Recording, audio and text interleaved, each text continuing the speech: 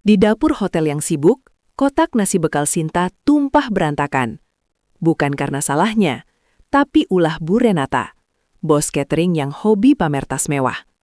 Bukannya minta maaf, Bu Renata malah seenaknya memotong gaji Sinta di depan semua orang.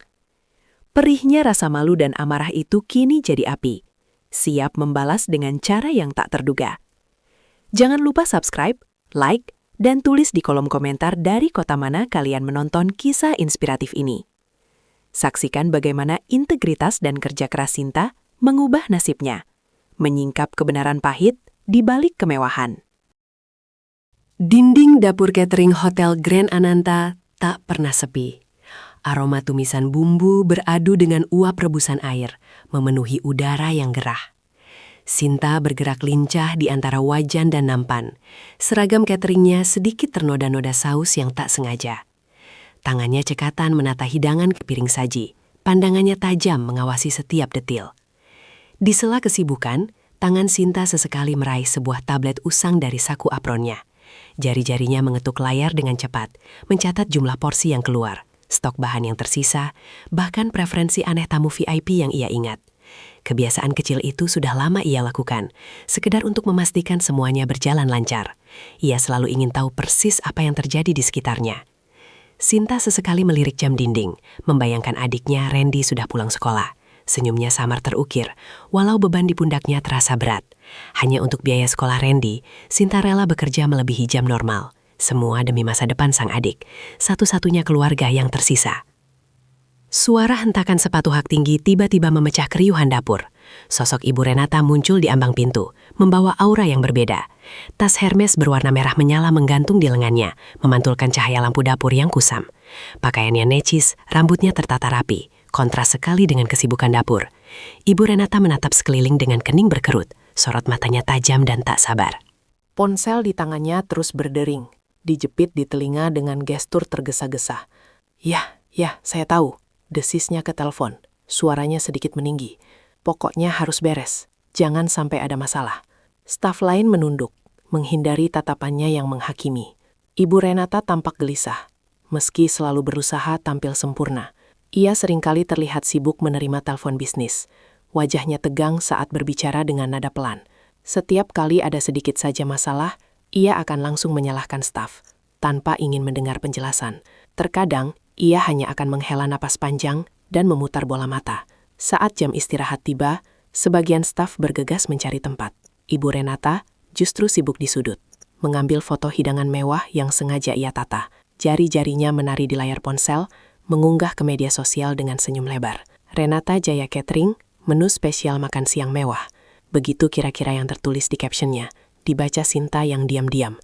Di sisi lain dapur, Sinta membuka kotak bekalnya. Nasi putih hangat, tempe orek, dan sedikit sayur lodeh. Makanan sederhana itu terasa mewah baginya, sebuah kebahagiaan kecil di tengah tuntutan kerja.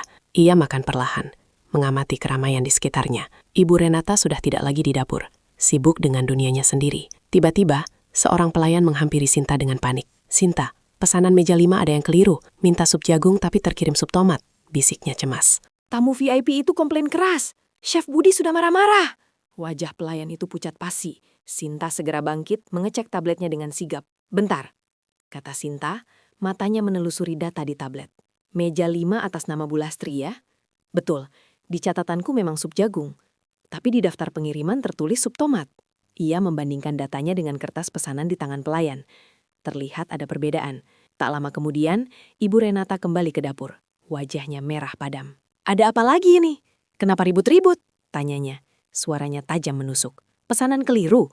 Kalian ini tidak becus bekerja ya? Merusak reputasi catering saya saja." Ia langsung menyemprot semua staf yang ada di sana tanpa mencari tahu akar masalah. Sinta memberanikan diri maju selangkah. "Ibu, kalau boleh saya bantu?" ujarnya pelan, menunjukkan tabletnya. "Di catatan saya, pesanan Bu Lastri adalah sup jagung. Mungkin ada kekeliruan saat proses pencatatan akhir di bagian order." Ia mencoba menjelaskan dengan harapan bisa meringankan suasana. Ibu Renata melirik tablet Sinta dengan ekspresi meremehkan. "Apa itu? Catatan remah-remahmu lagi," desisnya. "Sudah, tidak usah sok pintar. Kamu itu staf biasa, kerjakan saja tugasmu. Jangan banyak komentar apalagi mengatur. Bereskan saja masalahnya, jangan membuat alasan." Sinta terdiam. merasa kata-katanya menusuk langsung ke ulu hati. Rasa panas menjalari pipinya, namun ia menahan diri untuk tidak membalas. Pandangan Ibu Renata yang meremehkan membuat Sinta merasa sangat kecil. Ia melangkah mundur, kembali ke tempatnya dengan perasaan hancur. Tablet di tangannya terasa berat, seolah isinya tidak berarti apa-apa bagi siapapun. Sinta melihat kembali catatannya, deretan angka dan nama yang ia susun rapi. Ia merasa diremehkan, usahanya dianggap sepele. Kata-kata Ibu Renata masih terngiang, membuat dada Sinta sesak. Sinta, seorang tulang punggung keluarga, terus-menerus berjuang di dapur catering hotel. Namun, seringkali diremehkan oleh atasan flamboyannya, Ibu Renata. Sebuah insiden kecil yang memperlihatkan ketelitian Sinta justru berujung pada penghinaan dan rasa diremehkan. Sinta tahu, ia harus mencari cara agar kerja keras dan ketelitiannya dihargai suatu hari nanti. Suasana dapur yang tadinya riuh dengan obrolan ringan, perlahan berganti hening, menyisakan derau alat masak dan bisik-bisik ketidaknyamanan setelah Ibu Renata berlalu. Sinta kembali ke rutinitasnya, membersihkan sisa-sisa persiapan makanan di salah satu sudut meja stainless steel. Merasakan pegal di punggungnya dan sisa-sisa emosi yang belum sepenuhnya hilang. Aroma masakan yang menguar seharusnya membangkitkan selera, namun perutnya terasa dingin. Bekal makan siangnya, nasi dengan lauk sederhana tempe orek dan telur dadar, tergeletak rapi di dalam kotak plastik kecil berwarna hijau, menanti di samping tas kerjanya yang usang. Sebuah janji kecil untuk mengembalikan energi yang terkuras. Tiba-tiba, pintu dapur mengayun terbuka dengan gebrakan keras. Ibu Renata muncul lagi, wajahnya merah padam, sorot matanya tajam dan penuh amarah. Sepertinya telepon bisnis yang baru saja diterimanya tak berjalan mulus. Ia melangkah cepat, tas Hermes berwarna emerald green miliknya diayunkan serampangan di tangan. Aura kemarahan menyelimuti setiap geraknya. Jalannya terburu-buru, tanpa memedulikan sekeliling. Sinta, yang sedang membungkuk membereskan nampan kosong di bawah meja, tidak menyadari kecepatan langkah Ibu Renata yang menuju ke arahnya. Dalam sekejap, saat Ibu Renata memutar badan untuk menghindari troli yang menghalangi jalan, ujung tas mewah itu menyenggol kotak nasi Sinta di meja. Kotak plastik hijau itu terlempar, mendarat di lantai keramik dengan bunyi tak yang memilukan. Isinya, nasi putih dan tempe orek yang sudah dingin menyebar di lantai yang baru saja dibersihkan Sinta. Telur dadar hancur, bercampur remahan tempe dan butiran nasi. Sinta terkesiap, berdiri tegak, memandang bekal makan siangnya yang berhamburan. Wajahnya pias, bukan hanya karena nasinya, tetapi karena rasa lapar yang mendesak dan fakta bahwa itu adalah satu-satunya jatah makan siangnya. Ibu Renata bukannya menunjukkan penyesalan atau meminta maaf, malah mendengus kasar. "Ya ampun Sinta, apa-apaan sih ini? Kenapa barang-barangmu bercacaran di meja kerja? Menghalangi jalan saja." Nada suaranya meninggi, menarik perhatian beberapa kru catering lain yang seketika menghentikan aktivitas mereka, mengamati pemandangan memalukan itu dengan tatapan prihatin. Seragam catering Sinta yang putih bersih, kini sedikit ternoda cipratan remah nasi. "Sudah tahu sibuk, maka bikin kotor dan berantakan. Ini kan area kerja, bukan area piknikmu," hardiknya, menunjuk jijik ke arah nasi di lantai. "Karena keteledoranmu ini, saya harus buang waktu dan kru lain harus membersihkan lagi. Ini kerugian." Ibu Renata menyilangkan tangannya di dada, matanya menyala. "Baiklah, untuk pelajaran, gaji kamu saya potong 100.000 hari ini. Anggap saja untuk biaya kebersihan dan pelajaran biar lebih fokus." Sinta terdiam, bibirnya bergetar. 100.000. Itu sudah sebagian besar dari upahnya hari ini, yang ia sisihkan untuk membeli buku Randy dan membayar iuran sekolah adiknya. Rasa malu membanjiri dirinya. Panas menjalari wajahnya di bawah tatapan para kolega yang tak berani membela. Ia ingin membantah, mengatakan itu bukan salahnya, bahwa itu adalah makan siangnya. Namun tenggorokannya tercekat, tertelan oleh rasa pahit dan perih. Tatapan merendahkan Ibu Renata mengunci geraknya, membuatnya terasa kecil dan tak berdaya. Perlahan, ia membungkuk, berusaha memunguti butiran nasi yang berceceran, seolah ingin menyembunyikan wajahnya. Namun di dalam dada, di balik rasa perih dan malu yang menusuk, api kecil mulai menyala. Bukan api amarah yang meledak-ledak, melainkan bara tekad yang membakar, mengkristal menjadi sebuah keputusan yang teguh. Malam itu, Sinta pulang dengan langkah gontai. Seragam cateringnya masih sedikit ternoda sisa insiden siang tadi. Bus kota terasa lebih sesak dari biasanya. Udara Jakarta terasa lebih pengap, dan setiap detik perjalanan pulang terasa semakin berat. Ia tiba di rumah kontrakannya yang sederhana, disambut oleh Randy yang ceria. "Kak Sinta sudah pulang. Randy sudah kerjakan PR, Kak." Senyum polos adiknya adalah satu-satunya penawar rasa sakit di hatinya. Sinta memeluk Randy erat, berusaha menyembunyikan gurat kesedihan di wajahnya, juga menahan air mata yang mendesak keluar. Melihat Randy yang begitu bergantung padanya, begitu polos dan penuh harapan akan masa depan yang lebih baik, Sinta menyadari bahwa ia tidak bisa terus-menerus membiarkan dirinya diperlakukan semena-mena.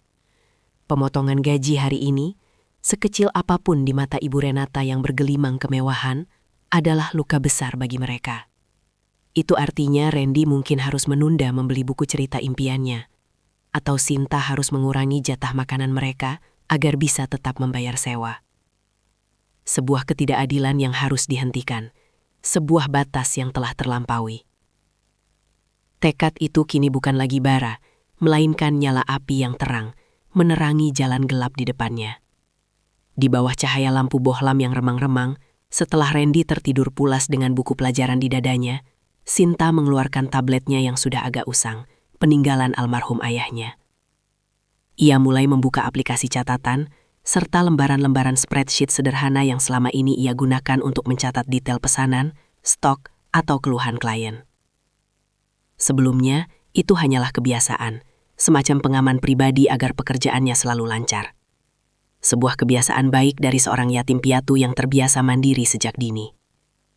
Kini, tujuan catatannya bergeser drastis. Ia mulai meninjau ulang semua data yang ia kumpulkan, jumlah porsi yang dipesan versus yang disiapkan, tanggal pengiriman, jenis bahan baku yang digunakan, bahkan pola keluhan dari beberapa klien yang berulang. Sinta mengingat-ingat setiap interaksi Ibu Renata. Setiap desahan cemas saat ia mengangkat telepon di kantornya. Setiap tatapan gelisah saat ia memeriksa laporan keuangan bulanan, yang seringkali terbuka di meja kerjanya. Sebuah pola perlahan terbentuk di benaknya, seperti kepingan puzzle yang mulai menemukan tempatnya. Ada beberapa pesanan besar yang seringkali mengalami penyesuaian mendadak, menyebabkan sisa stok bahan yang tidak efisien dan potensi kerugian. Ada beberapa klien yang sering mengeluh tentang kualitas atau porsi. Namun, laporan resmi yang harus ia ketik untuk Ibu Renata selalu menyebutkan pelayanan prima, dengan nada meyakinkan yang terlalu dipaksakan. Sinta bahkan menemukan beberapa tanggal di mana pesanan dicatat ganda, atau jumlah bahan baku yang dilaporkan tidak sesuai dengan perkiraannya. Data-data yang selama ini hanya rapi dan tersimpan sebagai arsip pribadinya, kini mulai ia analisis dengan cermat, dengan tujuan yang jauh lebih besar daripada sekadar kelancaran pekerja sehari-hari. Ia mulai membuat korelasi, mencocokkan tanggal, mengidentifikasi kejanggalan-kejanggalan kecil, yang jika diakumulasikan, bisa menjadi masalah besar. Ia bukan hanya mencatat, ia sedang membangun sebuah peta. Sebuah peta menuju kebenaran. Sebuah peta untuk menemukan akar masalah catering Renata Jaya, yang mungkin selama ini disembunyikan di balik kemewahan dan arogansi pemiliknya. Jari jemari Sinta menari di atas layar tablet, mengetik dan menghitung. Matanya memancarkan cahaya tekad yang membara, jauh dari tatapan tertegun dan malu yang ia tunjukkan di dapur siang tadi. Ibu Renata, sibuk dengan dunianya yang penuh gemerlap palsu dan kegelisahan tersembunyi, tak akan pernah menyangka bahwa staf kecil yang baru saja ia permalukan itu, kini tengah memegang benang-benang kusut yang akan merombak seluruh kerajaannya. 2 kalimat rekap. Sinta dipermalukan di depan umum oleh Ibu Renata. Upahnya dipotong setelah nasi makan siangnya tak sengaja tumpah. Insiden itu menyulut tekad Sinta untuk secara strategis mengumpulkan dan menganalisis data operasional catering yang selama ini ia catat. 1 kalimat cliffhanger. Malam-malam Sinta dihabiskan untuk menggali lebih dalam. Dan setiap angka yang ia temukan seolah membuka kotak Pandora kejanggalan besar dalam manajemen catering Renata Jaya. Hiruk-pikuk di dapur catering pagi itu terasa jauh berbeda dari biasanya.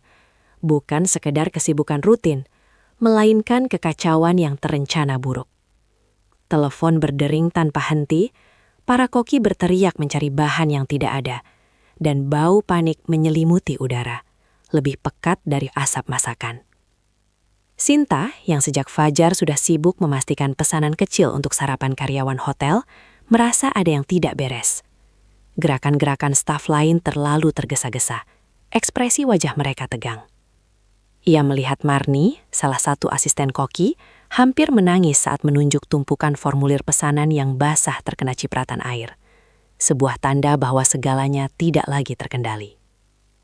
Pagi ini adalah puncak persiapan untuk acara peluncuran produk PT Angkasa Raya, salah satu klien terbesar yang pernah ditangani catering Renata Jaya. Sebuah acara glamor yang dijanjikan akan mendatangkan ratusan tamu penting. Semua berjalan lancar di atas kertas, atau setidaknya begitulah yang disampaikan Ibu Renata dalam rapat-rapat terakhir.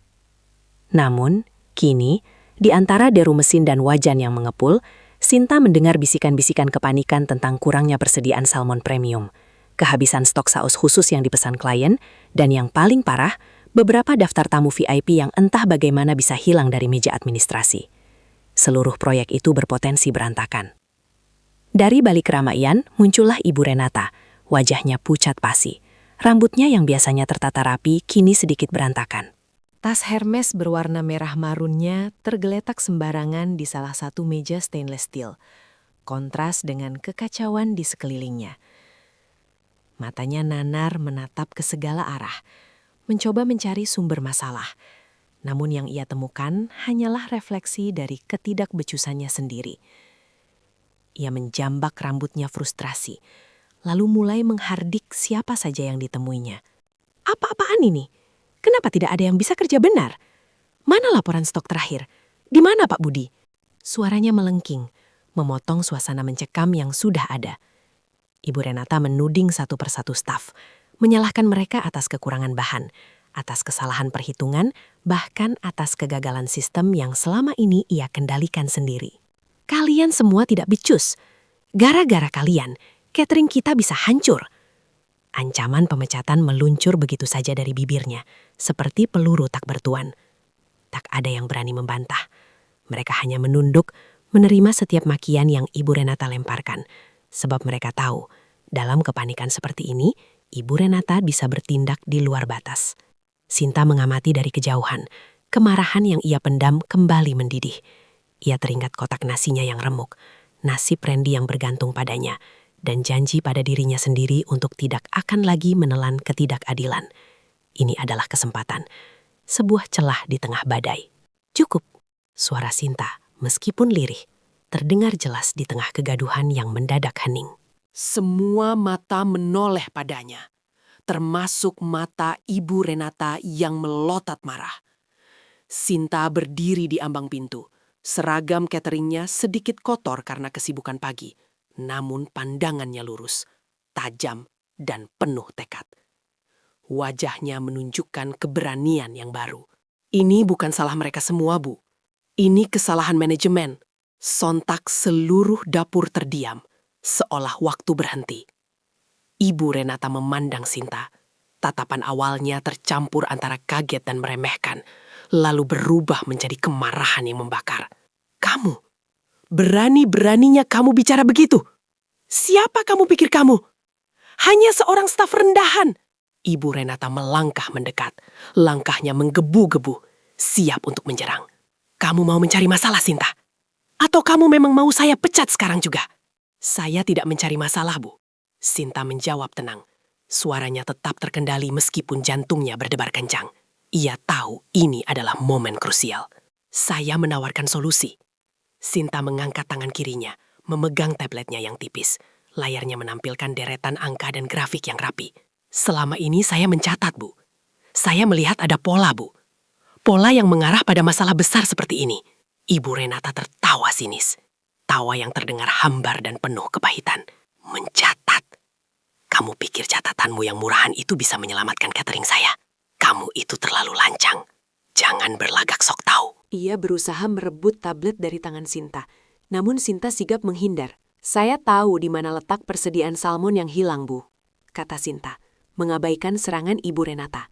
Saya juga tahu mengapa saus khusus klien tidak dipesan ulang. Dan saya bahkan memiliki salinan daftar tamu VIP lengkap dengan alergi dan preferensi makanan mereka. Matanya membalas tatapan Ibu Renata tanpa gentar. Saya punya semua data itu, Bu. Lebih rapi dan lebih akurat dari apapun yang ada di meja Bapak Ibu sekarang. Wajah Ibu Renata berubah drastis. Dari merah padam karena marah, menjadi sedikit memucat karena terkejut. Staf catering lain yang menyaksikan mulai saling berbisik, memandang Sinta dengan takjub dan harapan. Ibu Renata bimbang. Di satu sisi, egonya menolak menerima bantuan dari seseorang yang ia anggap rendah.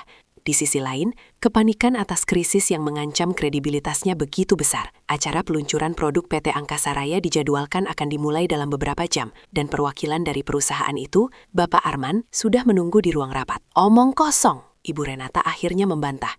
Meskipun suaranya tidak setegas sebelumnya. Kamu mau membual, Sinta. Datamu itu tidak bisa dipercaya. Dari mana kamu dapat semua itu? Dari mengamati, Bu, jawab Sinta, melangkah maju, mendekati meja Ibu Renata. Dari catatan pesanan yang seharusnya tertulis dengan jelas, dari laporan stok yang sering Ibu tumpuk tanpa diperiksa, dari komplain klien yang Ibu sepelekan. Semua ini adalah pola yang menunjukkan ketidakberesan. Misalnya, Ibu sering memprioritaskan pesanan mendadak tanpa memperhitungkan ketersediaan bahan, atau sering mengubah detail pesanan terakhir tanpa menginformasikan semua departemen. Sinta berhenti sejenak, menatap Ibu Renata tepat di mata. Apakah Ibu ingat pesanan salmon premium yang dibeli secara terpisah 2 minggu lalu untuk acara makan malam pribadi Ibu dengan kolega penting? Saya mencatat bahwa sisa dari pesanan itu belum dimasukkan ke dalam inventaris umum, Bu, karena disimpan di freezer terpisah di gudang belakang. Mendengar itu, Ibu Renata tersentak. Wajahnya kembali memerah, namun kali ini bukan karena marah, melainkan karena malu dan terpojok. Memang benar, ia pernah melakukan hal itu, dan ia sengaja tidak mencatatnya agar tidak bercampur dengan stok umum. Tapi bagaimana Sinta bisa tahu? Sinta melanjutkan. Untuk saus khusus, Ibu pernah meminta saya untuk menghapus item itu dari daftar pesanan, karena harganya terlalu mahal, namun Ibu lupa untuk memberitahu kepala koki. Lalu daftar tamu VIP, saya ingat Ibu pernah mencetaknya sendiri dan meletakkannya di antara berkas-berkas pribadi Ibu di meja kerja. Saya membuat salinannya karena khawatir data penting seperti itu bisa hilang. Argumentasi Sinta bukan hanya tentang data, melainkan juga tentang detail-detail kecil yang menguak kebiasaan buruk Ibu Renata. Staf lain di dapur mendengarkan dengan saksama. Beberapa mengangguk setuju, seolah semua yang Sinta katakan adalah keluhan yang sudah lama terpendam. Cukup, kamu memfitnah saya. Ibu Renata berteriak, kembali pada mode defensif. Ia mendekat, tangannya terangkat, seolah ingin menampar Sinta. Namun, pintu dapur tiba-tiba terbuka, dan masuklah Bapak Surya, manajer hotel, bersama Bapak Arman dari PT Angkasa Raya. Wajah Bapak Surya terlihat cemas, sementara Bapak Arman menunjukkan ketidaksabaran. Ada apa ini, Bu Renata? Kenapa ribut-ribut? Tanya Bapak Surya, pandangannya menyapu suasana tegang di dapur. Bapak Arman sudah menunggu. Kita harus segera menyelesaikan masalah ini. Ibu Renata langsung mengubah ekspresinya. Senyum palsu dipaksakan muncul di bibirnya. Oh, Bapak Surya, Bapak Arman, tidak ada apa-apa, hanya sedikit masalah teknis internal. Semuanya terkendali. Ia mencoba menutupi tablet di tangan Sinta. Namun, Bapak Arman yang memiliki mata tajam sudah melihat tablet itu dan ekspresi Sinta yang tenang namun tegas. Terkendali, saya mendengar teriakan catering kita hancur dari luar, Bu Renata. Dan apa itu yang di tangan staf Anda? Sinta merasa keringat dingin membasahi punggungnya. Namun ia tahu, ini adalah momennya. Ia memberanikan diri. Maaf, Bapak Arman, Bapak Surya. Saya rasa ini tidak terkendali. Ada beberapa masalah serius dengan pesanan untuk acara PT Angkasa Raya, tapi saya bisa membantu menyelesaikannya. Ibu Renata menatap Sinta dengan tatapan membunuh, namun kali ini ia tidak berani berteriak di depan klien penting. Ia mencoba menarik Sinta menjauh, namun Sinta berkeming. Jangan dengarkan dia, Bapak Arman. Dia tidak tahu apa-apa. Biarkan dia bicara, Bu Renata. Bapak Arman berkata, tertarik dengan keberanian Sinta. Jelas ada sesuatu yang tidak beres di sini.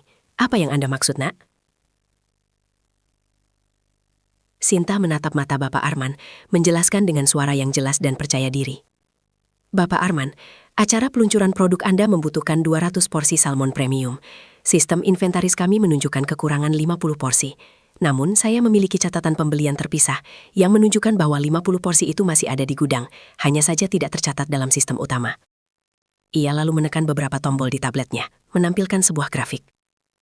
Selain itu, saus khusus Ocean's Case yang Bapak minta untuk hidangan pembuka juga belum disiapkan. Saya tahu persis resepnya dan bahan-bahan pengganti yang bisa digunakan agar rasa tetap identik jika memang bahan aslinya tidak ada.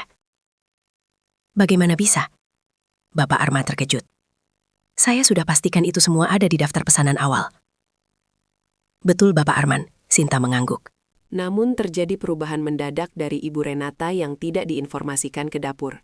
Untuk daftar tamu VIP, data resmi hilang, tapi saya memiliki salinannya di sini, lengkap dengan detail alergi dan preferensi diet khusus. Ini untuk memastikan tidak ada kesalahan fatal saat penyajian. Sinta menoleh ke arah Ibu Renata. Data ini saya kumpulkan secara pribadi, Bu, karena saya melihat kelemahan dalam sistem pencatatan kita yang rentan terhadap kesalahan manusia. Bapak Arman menatap Ibu Renata. Wajahnya mengeras. Jadi, Bu Renata, Anda mengubah pesanan tanpa memberitahu staf Anda, dan daftar tamu penting kami hilang di bawah pengawasan Anda? Ia menunjuk tas Hermes Ibu Renata yang masih tergeletak di meja. Apakah Anda sibuk dengan hal lain, Bu Renata, sehingga lupa dengan pekerjaan utama Anda? Sindiran itu terasa menusuk. Ibu Renata tergagap, mencari kata-kata. Tidak, Bapak Arman.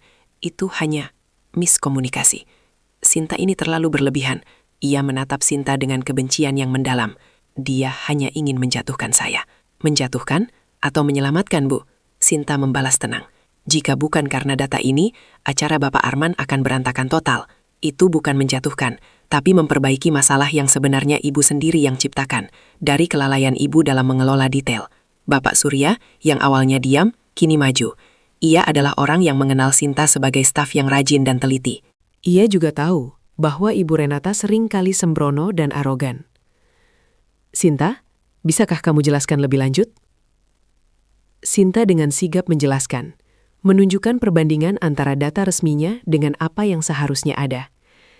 Ia bahkan menunjukkan riwayat perubahan pesanan yang Ibu Renata lakukan, lengkap dengan waktu dan tanggalnya, yang semuanya ia kumpulkan dari memo-memo internal atau bahkan dari percakapan yang tak sengaja ia dengar. Semua bukti itu ada di tablet kecilnya, tersusun rapi, teranalisis, dan tidak terbantahkan.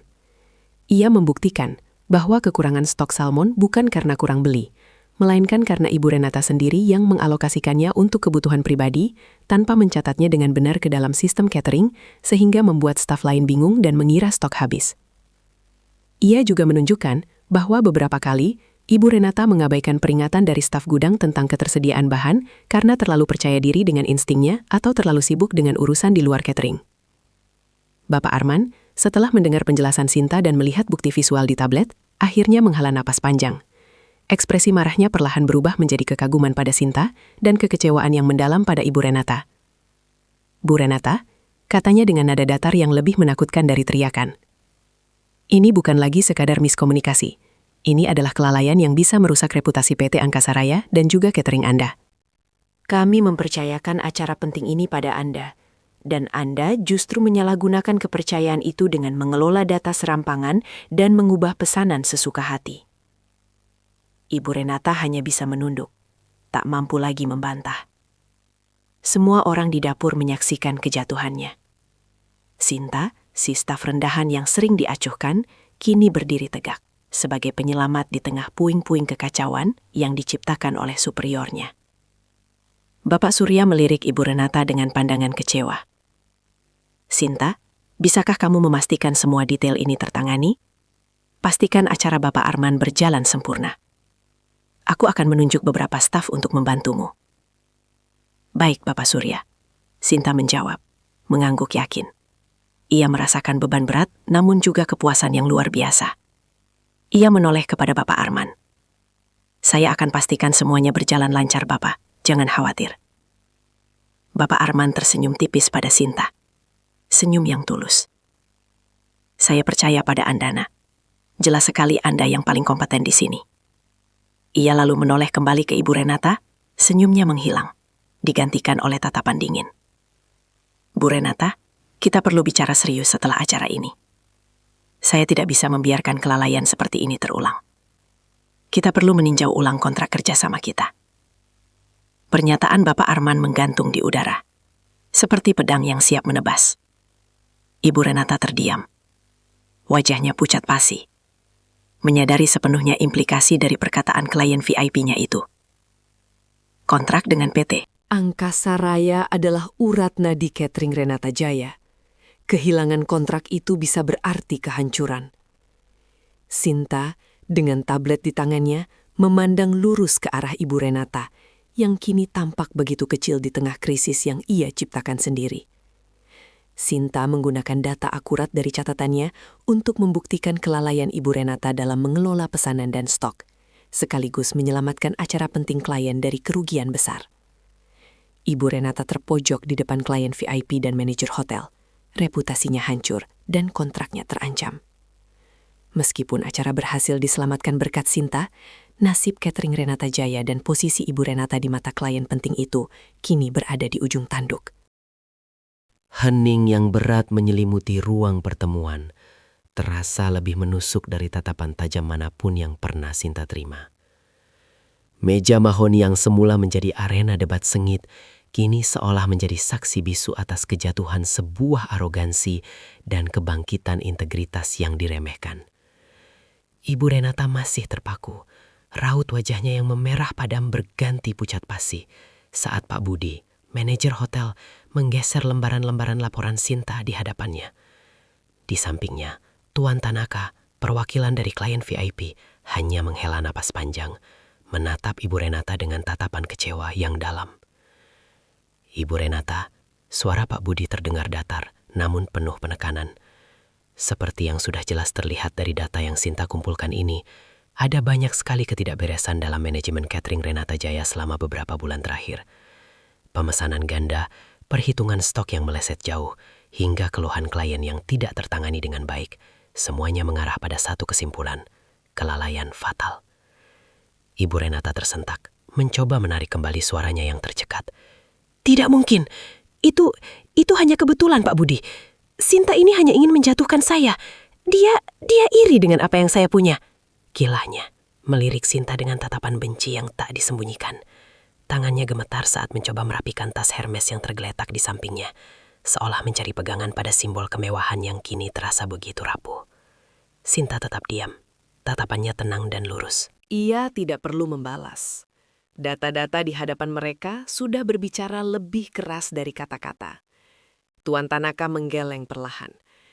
Kebetulan, Ibu Renata, kesalahan pada pemesanan acara perusahaan kami, hampir saja kami kehilangan muka di hadapan investor asing. Beruntung Sinta dengan cepat menemukan solusinya, dan yang lebih penting, menunjukkan pola masalahnya.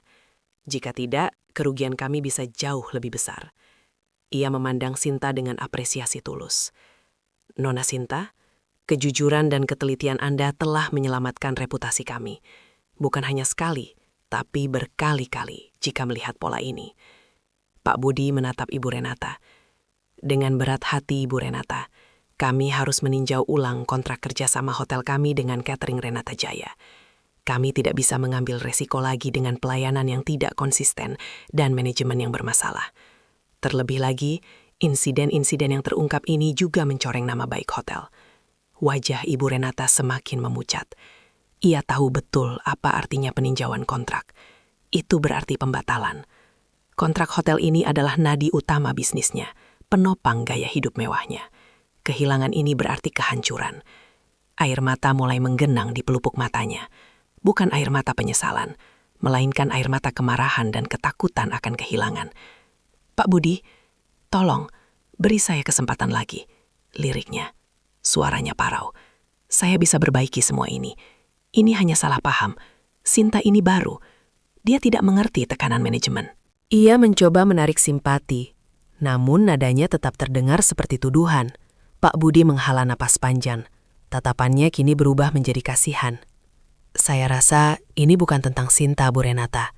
Ini tentang sistem yang tidak berjalan dan ketidakmampuan untuk mengelola tekanan yang ada. Seperti yang juga disiratkan oleh laporan-laporan ini. Hotel kami butuh mitra yang bisa diandalkan.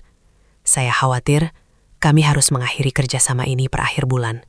Kata-kata itu bagai palung godam yang menghantam. Ibu Renata ambruk di kursinya. Tatapannya kosong. Tas Hermes yang semula ia pegang erat, kini terlepas dari genggamannya. Jatuh ke lantai tanpa suara berarti. Kilau emas logonya seolah meredup, tak lagi memancarkan keangkuhan yang biasa. Ia merasakan bagaimana rasanya kehilangan. Kehilangan kehormatan, kehilangan status, dan kehilangan segalanya yang ia banggakan. Rasa direndahkan yang dulu ia timpakan pada Sinta, kini berbalik menghantamnya dengan kekuatan 1000 kali lipat. Setelah Ibu Renata diantar keluar oleh staf lain, Pak Budi berbalik menghadap Sinta. Wajahnya kini dipenuhi senyum hangat yang belum pernah Sinta lihat sebelumnya. "Sinta," katanya, suaranya lembut. "Saya minta maaf atas semua yang kamu alami.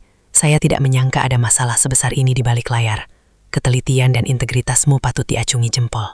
Kamu bukan hanya menyelamatkan kontrak hotel ini dengan Tuan Tanaka, tapi juga membuka mata kami semua." Tuan Tanaka mengangguk setuju.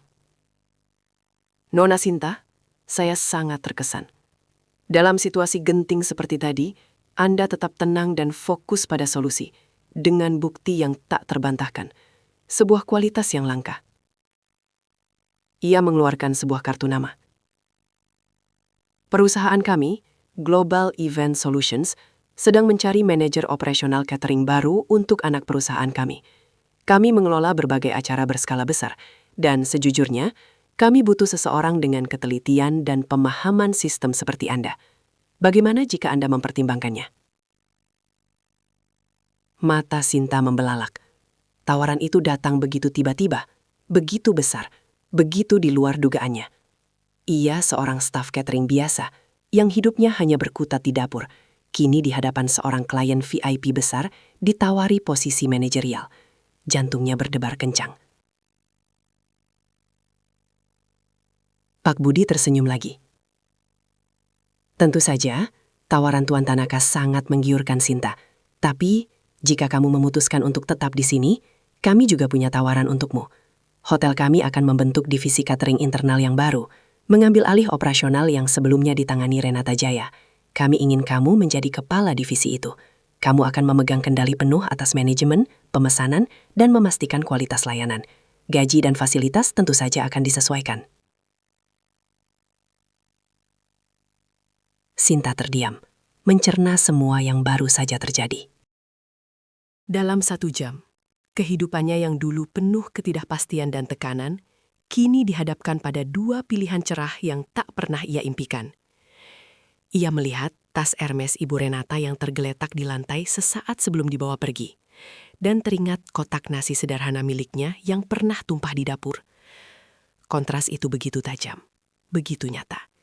Ini bukan sekedar balas dendam. Ini adalah keadilan yang ditegakkan. Bukti bahwa kerja keras, integritas, dan ketelitian akan selalu menemukan jalannya. Ia menatap Pak Budi dan Tuan Tanaka bergantian, rasa haru dan syukur membuncah di dadanya. "Terima kasih, Bapak-bapak," ucapnya.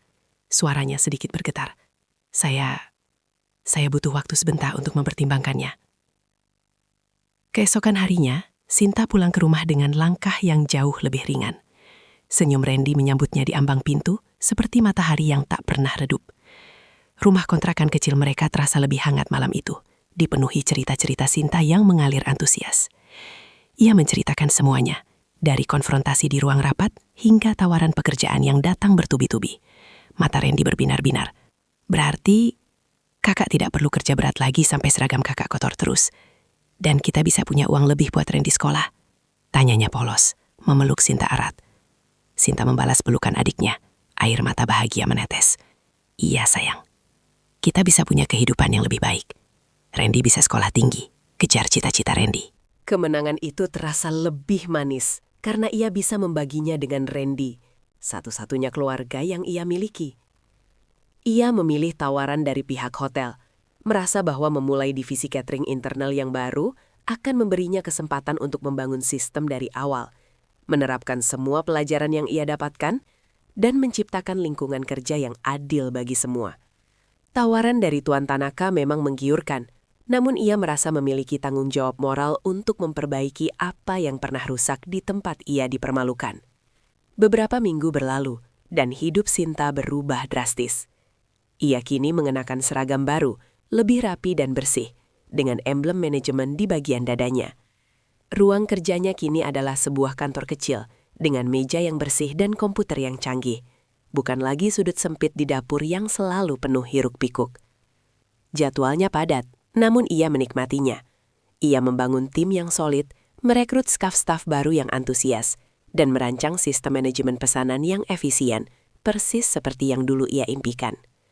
Buku catatan kecilnya kini sudah terganti tablet canggih, namun prinsip kerjanya tetap sama, detail, teliti, dan berintegritas. Randy pun merasakan dampaknya. Ia kini bersekolah di sekolah yang lebih baik, dengan seragam baru dan bekal yang lebih bergizi. Senyumnya semakin lebar, semangat belajarnya membara. Sinta sering menghabiskan malam untuk membantu Randy belajar, kadang tersenyum sendiri, mengingat masa-masa sulit mereka. Warung makan sederhana di dekat rumah mereka tetap menjadi tempat favorit untuk sesekali makan. Tapi kini bukan lagi karena keterbatasan, melainkan karena nostalgia dan kebersamaan. Sementara itu, kabar tentang catering Renata Jaya dan Ibu Renata berangsur-angsur meredup. Bisnisnya kolaps setelah kehilangan kontrak hotel dan beberapa klien besar lainnya, yang juga terpengaruh oleh reputasi buruk yang terungkap. Tas Hermes yang dulu ia pamerkan, kini mungkin hanya menjadi saksi bisu kejatuhannya. Tak lagi mampu menutupi beban utang dan kegagalan yang menimpanya. Sesekali, Sinta mendengar selintingan kabar bahwa Ibu Renata kini mencoba menjual aset-asetnya, termasuk rumah mewahnya untuk membayar tumpukan utang. Sinta tidak merasakan euforia atau kegembiraan atas penderitaan Ibu Renata. Ia hanya merasakan sebuah kesadaran bahwa setiap tindakan ada konsekuensinya, dan bahwa roda kehidupan memang berputar. Suatu sore, setelah jam kerjanya usai, Sinta melangkahkan kakinya menuju area dapur catering yang kini beroperasi di bawah manajemen hotel. Ia menyelinap masuk, mengamati kesibukan para staf yang kini bekerja dengan semangat baru di bawah kepemimpinannya. Aroma masakan yang familiar memenuhi udara, membawa kembali ingatan-ingatan pahit sekaligus manis. Ia berhenti di sudut tempat dulu ia sering menyantap bekal nasi sederhananya, tempat di mana kotak nasinya pernah tumpah oleh tangan Ibu Renata. Ia menatap lantai keramik yang bersih, kemudian memandangi dirinya sendiri. Seragam yang bersih, pikiran yang lapang, senyum tulus yang kini terukir di bibirnya. Ia melihat kembali perjalanan panjangnya dari seorang staf rendahan yang diremehkan, hingga kini berdiri tegak sebagai pemimpin, dihormati oleh rekan kerja dan dihargai atas kemampuannya.